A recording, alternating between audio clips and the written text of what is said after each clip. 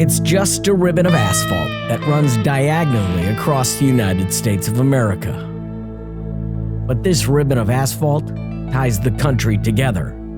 More than a road, Route 66 symbolizes the American spirit. It's freedom, it's the open road, and it's America personified. The siren song of manifest destiny amplified through a muffler, echoing through the open spaces of the former frontier. We answered the call and returned to the Mother Road to finish our western passage through New Mexico, Arizona, and California. In search of America's mythical highway, the Mother Road, Route 66. One of the most amazing things about Route 66 is this: it doesn't exist.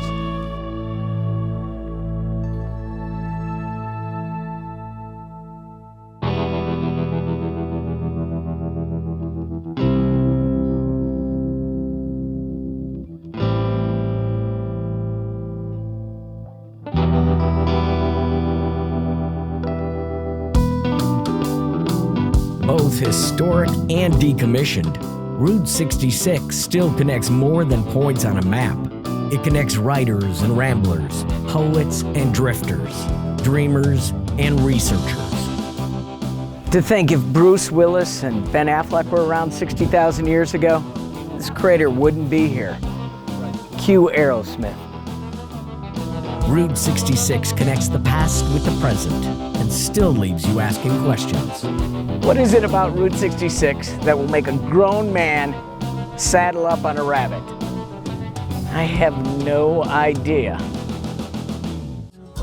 This is where our tour ended last year, Glen Rio, New Mexico. And this is where we pick up the adventure. And if this unpaved portion of Route 66 is foreshadowing our trip, we are in for a bumpy ride. No pavement, no signs, and I don't have any confirmed plans. This might be a good time to say that outside of meeting our experts, nothing on this trip is set up. Nothing. No reservations, no permission, and still no one in sight. Interstate 40 may be just a mile or two over there, but right now it's just me and the buzzards. And the buzzards are circling. Did I mention we had no plans? Can't see how the Jode family and other Okies made it down these roads in those old jalopies. Sure they needed to find a chiropractor when they got to LA. For 14 glorious bone-shaking miles, you get a feel for the early days of Route 66. Wide open spaces. But that haunting, beautiful desolation is a myth, because you are not alone. Oh, there's a snake! Holy moly, did I run it over? I hope so. Oh, it's a rattler. Okay, all right, we're still on Route 66, right? We're still on Route 66. Are we still on Route 66? Are we going the right way? We're heading west. Hi. We'll say hi to your aunts and uncles up there. Bye, baby. Rattlers and cows. Welcome to New Mexico. It's beautiful, though. It's just beautiful. But there's something about crossing from Texas into New Mexico. It just always felt like the skies opened up, and always this thought that felt like freedom. It just feels open and inviting and possibility. The possibility that Larry Smith would be the owner-operator of the iconic Motel Safari didn't even exist when he first stopped in the land of enchantment. What was funny is Tucumcari is what sparked my interest, because I was moving at one point in my younger days, moving from Knoxville to Los Angeles. My friend and I stopped here to stay the night because it was an interesting name for a town, and I remembered it for a few dollars more. Giving up more than a few dollars more, Larry and his trusty sidekick Sam answered the call of the Mother Road. Decided it was time for a change, didn't want to do the corporate thing, decided want to do something with meaning and purpose, which brought me to Route 66. It's a hard thing to put into words, but there's something about that road from going Chicago to LA, changing landscape, the people, the culture, the food, the nostalgia, of course. All of it just kind of works together, and to me, it's a perfect slice through America. For a perfect slice of nostalgia with a side of modern comfort, there is the Rockabilly Suite. Oh, man. Oh, my goodness. Is this door a time machine? Because I just stopped in the 1957. We really wanted this to feel like a time capsule. It is. But still have that, the rockabilly, rock and roll, early rock and roll spirit. So Wanda Jackson, it's also known as the Wanda Jackson Suite. She headlined the first Rockabilly on the Route festival here in Tucumcari several years ago and stayed. So yeah, this is my favorite room, easily. Interstates made travel too easy. You have to work for Route 66. What I'm very careful to do is not overly romanticize this trip. This is not a particularly easy journey. If we break down on this part of Route 66, the only people that are going to find us are buzzards and extraterrestrials. If I'm going anywhere, I go prepared. And on Route 66, there are some things you cannot leave home without. Water, phone charger, maps, real maps, not just your GPS, because so many people get lost. Maps, we got. But we need water. And in New Mexico, Santa Rosa's Blue Hole has plenty.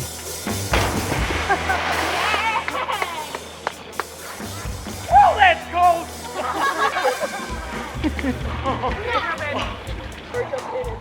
By the way, those bubbles are scuba divers. It's not me. Let's be clear about it. These bubbles are scuba divers, not me. There are scuba divers here. The Blue Hole is one of the most popular dive destinations in the U.S. Right here in the middle of the Red Mesa. Leave the bottled water and desert behind and jump into the spring-fed, crystal-clear waters that are constantly 62 degrees. Santa Rosa's Blue Hole is unexpected underwater fun. And another unexpected find along this stretch of the old highway is the Route 66 Auto Museum. Otherworldly describes our trek west as Route 66 disappears into the ranchlands around Two Guns, a ghost town of deserted attractions, including the remains of a zoo where mountain lions were held captive. But the ghosts here go back farther than the road's history. Get a four-wheel drive vehicle on Route 66. It'll give you access to some unbelievable tales and legends, like the legend of the Apache Death Cave. The cave that runs underneath the buildings was said to be the site of a gruesome massacre of the Navajo by the Apache. Later that same day, Navajo scouts tracking the Apache found them camping in the cave system and set the caves on fire, burning all alive. There are differing accounts, but there is no questioning that history hangs heavy here in Diablo Canyon. Further down 66, Twin Arrow Trading Post conjures up another kind of ghost. The shop was closed in the 90s, but it was still often photographed. That may change. 2 years ago, this was 2 arrows. Now it's just 1. Things change on Route 66 all the time. Sometimes, not for the better. Might need to hit the road right now before it's not even there. Up next, Williams, Arizona has things looking up on the Mother Road. When Driven continues. Westward we head to Route 66's official last stand. In October 1984, Williams was the last town bypassed. Even on that day, the rebellious nature of Williams and Route 66 had an encore number. Bobby Troop was invited to cut the ribbon when I-40 bypassed Route 66. And after he cuts the ribbon and plays this song, he says, "You know what?" He goes, "I hope you tear this freeway down and go back to Route 66. which I'm sure isn't exactly what the state and federal highway officials wanted to hear. Bobby said what the town of Williams thought. Giving up was not part of this town's nature. Known as the gateway to the Grand Canyon, the town more than survived. Williams does have a history of interesting business adventures, to say the least. But some new attractions are bringing the town up. Welcome to the newest Canyon Coaster Adventure Park in Williams, Arizona. You control the speed on this coaster. You can actually go 30 miles an hour and pull 1 G. I'm ready to pull some G's right here. No idea what that means. Just the Canyon Coaster's 1,200-foot high ascent is worth the price of admission. Nice, easy ride up to the top with a beautiful view of Williams and the mountains and the gateway to the Grand Canyon. It's a pretty, pretty view. It's gonna get pretty exciting. Exciting for kids of all ages. Hello, Williams.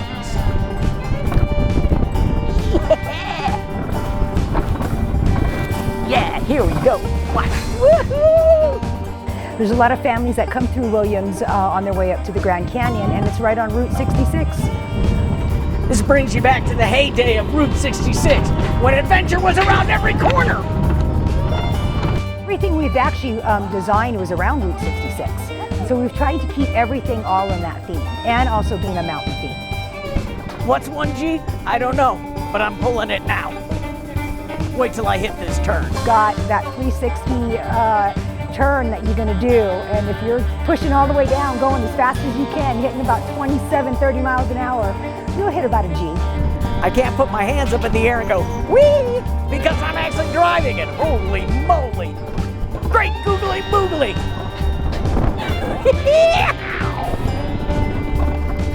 Oh yeah. How's my hair look? This is awesome. The adventure park has more adventures like the year-round mountain tubing. And now for the Olympic luge team. The host of Driven, Tom Gregory. Yo! Hey! Why am I spinning? Why am I spinning? Why am I going backwards again? Ah! In the future, Canyon Coaster has other attractions planned. So the only thing looking down is the visitors. Oh, I think the future is so bright. Williams, Arizona is a destination, and the town has been phenomenal and very supportive. Route 66 has always been about attractions. This has always been a commercial road. It's about selling you a room for the night, a refrigerator magnet, a tank of gas, a hamburger, a book, a dream, and maybe a manly scream. Up next, the family that fought back and made Route 66 history. When Driven continues. I've come to believe most things in the movie Cars are real, except for the fact that Sally and McQueen drove this at high speeds. I don't believe so. That's cartoon magic, folks. I should rename this Cast Iron Pass, because you need a cast iron stomach to make this one work. Oatman Highway has challenged courage and camshafts for decades, and not all the drivers and vehicles were up to the challenge.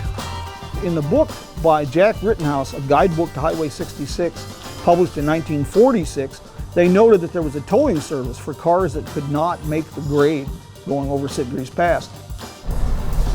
With beautiful views like this, you may want to look at the scenery. But with a road with this many turns, I'm going to say keep your eyes on the road and your hands upon the wheel. Cue the doors. Both elevation and blood pressure rise as Route 66 heads through the Black Mountains and up to 3,595 feet to Sitgreaves Pass. We're going up through Sitgreaves Pass. It's just gorgeous. If the lens covers off, you got a picture. Oh man, look at that view. Sitgreaves Pass is a splendid drive if you're not afraid of heights. If you are, don't think about the guardrails because there are not many. At the scenic lookout, you can see Arizona, California, and Nevada, as well as memorials to the people who've had their ashes scattered among the winds. On the way to Oatman, there is more to see. Back at Cool Springs, we were warned to watch out for burros on the road. Hello. Hello. We've reached some donkeys here, and they're not going to move. This is an Arizona standoff. It is that whole Black Mountain section there, the Oatman Gold Road area, was the last great gold rush in Arizona starting around 1902. It was a boom town. When the boomtown went bust, the miners went, and the burros were just left and became semi-wild. Welcome to Oatman. Ah, donkey. Get ready for Shrek imitations.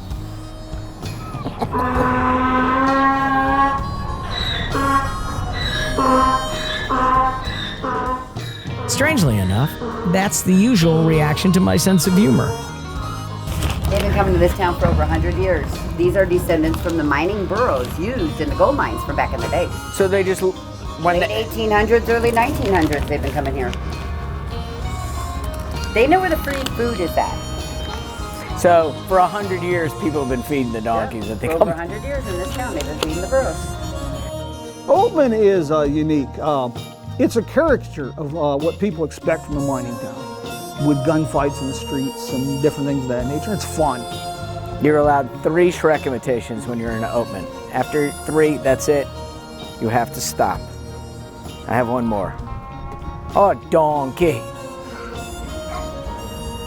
Okay. Oatman does offer more than the burros. It's a brilliant place to unwind after white-knuckling the pass. Oatman is neat. There's about 3 or 4 original buildings. The Oatman Hotel is one of the oldest and it's the tallest adobe building in Mojave County. But honestly, it's hard to top Oatman's 4-legged residence. This is where my career has reached its high point. From here, it's downhill. How can I get better than feeding donkeys? Hello, donkey. Just a good, fun town. But without tourists in Route 66, they would have died on the vine. You gotta get out of the road. We're gonna get you out of the road. You're blocking Route 66. Come on, there's cars waiting. This is Route 66. Come on, come on. I'm doing my best here, folks. When we return, hopefully we can get back on the Mother Road when Driven continues.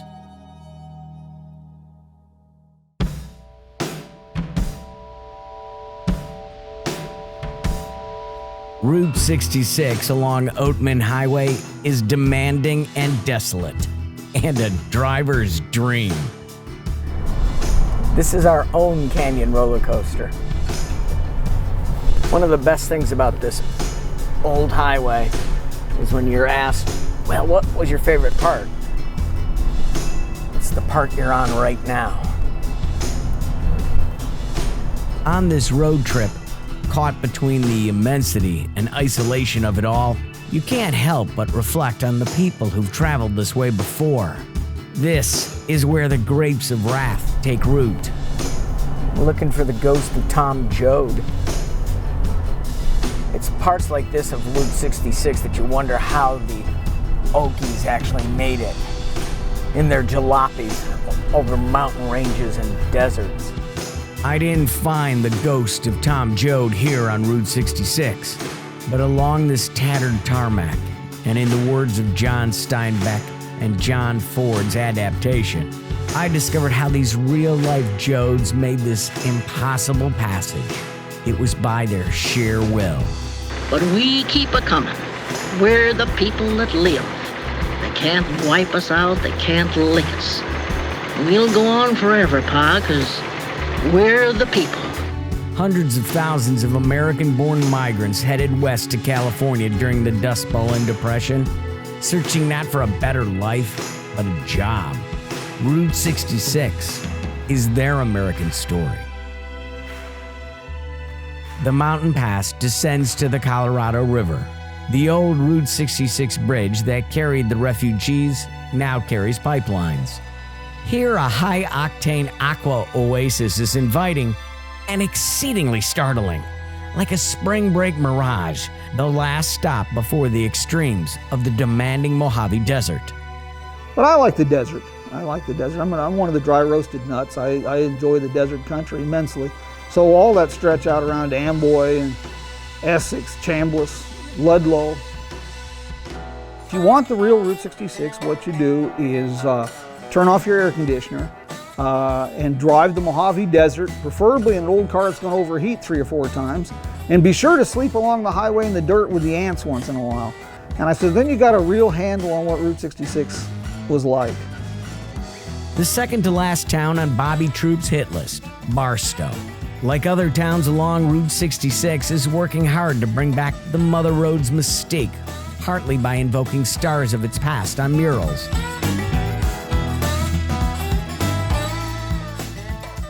But nothing defines roadside attraction in the Mojave like the orchard of optical delight that is Elmer's Bottle Tree Ranch. This is art as wonder, the desert as canvas.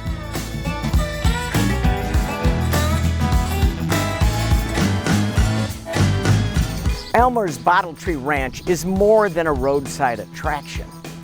It's a monument, a testament to a father and son, a testament to a family. Elmer had dedicated his work to those who lived and died on the Mother Road, but it's also a testament to his father, who Elmer began collecting bottles with when he was young. When his father died, Elmer started the tree farm, a shrine in glass that has attracted the world. In 2019, Elmer passed away, and his family is working on preserving the family's shining legacy. The quirky desert town of Oro Grande belongs on Route 66. Places like the Iron Hog Saloon and Cross-Eyed Cow Pizza draw you off the highway with some recycled kitsch and some California craziness. Nothing ever really goes to waste on Route 66. Got an old bike? Stick it on the roof. Got an old car? Stick it on the roof. Got an old beat-up caboose? Stick it on the side. Talk about an old beat-up caboose. That's what I'm sitting on right now. We have been pounding the road, and the road has been pounding back. On to Los Angeles, the city of dreams, the city of angels, the city of traffic jams.